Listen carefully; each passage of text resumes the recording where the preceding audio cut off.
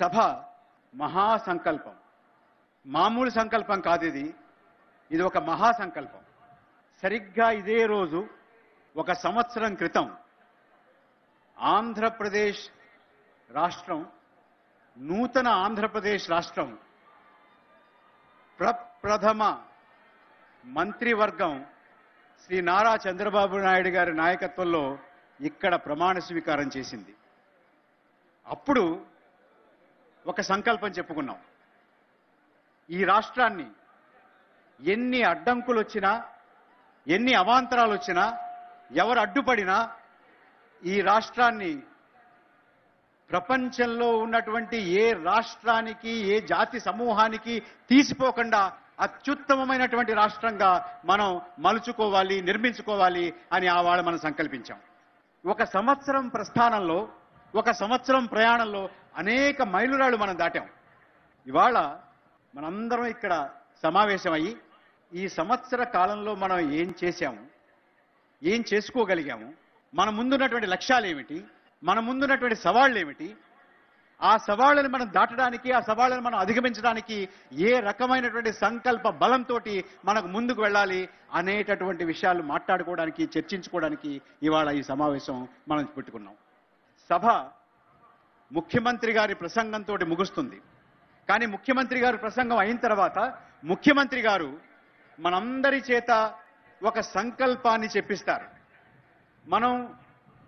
మన ముందున్నటువంటి ఏవి లక్ష్యాలు ఉన్నాయి, ఆ లక్ష్యాలని మనం ఒక్కసారి మననం చేసుకుని, ఒక్కసారిగా మనం ఆ లక్ష్యాలన్నింటినీ గుర్తు చేసుకుని, ఆ లక్ష్యాలని మన శరీరంలో ఉన్నటువంటి ప్రతి కణానికి నైవేద్యంగా పెట్టి, మన జీవితంలో ఉన్నటువంటి ప్రతి క్షణాన్ని ఆ మహాసంకల్పానికి, ఆ రకమైనటువంటి లక్ష్యాలకి అంకితం ఇచ్చేటట్టుగా ఒక మహాసంకల్పాన్ని తీసుకోవడానికి మనం ఇక్కడ సమావేశం అయ్యాం. మిత్రులారా, మీ అందరికీ నేను చేసేటటువంటి మనవి ఏమిటంటే, ముఖ్యమంత్రి గారు ఆ సంకల్పాన్ని చెప్తున్నప్పుడు మీరందరూ వారితో పాటుగా వారు చెప్పి ఆగిన వెంటనే వారు చెప్పినటువంటి మాట మీరు చెప్పి, మళ్ళీ వారు చెప్పినటువంటి మాట చెప్పి ఆగిన వెంటనే మళ్ళీ మరి వారు చెప్పినటువంటి మాటని చెప్పుతూ వారి వెంటనే చెప్తూ ఉండడం, మనందరం ఇక్కడ ఉన్నటువంటి అశేష జనసముద్రం మనం చెప్పడమే కాకుండా రాష్ట్రంలో ఉన్నటువంటి 5 కోట్ల ప్రజానీకం వారి వారి ఇళ్లలో, రేడియోల్లోనూ, టెలివిజన్లోనూ ముఖ్యమంత్రి గారు చెప్పేటటువంటి సంకల్పాన్ని విని వారితో పాటుగా ఆ సంకల్పాన్ని చెప్పాల్సిందిగా నేను మీకు మనవి చేసుకుంటూ ఉన్నాను. ఈ సభ నుంచి మనం బయటికి వెళ్ళేటప్పటికీ ఒక వజ్ర సంకల్పంతో, ఒక మహాసంకల్పంతో, ఒక వజ్ర మహాసంకల్పంతో ఈ సభా ప్రాంగణం నుంచి మనం బయటికి వెళ్ళాలి. ప్రతి సంవత్సరము మనం ఈ వజ్ర సంకల్పాన్ని, ఈ మహాసంకల్పాన్ని మనం చెప్పుకోవాలి.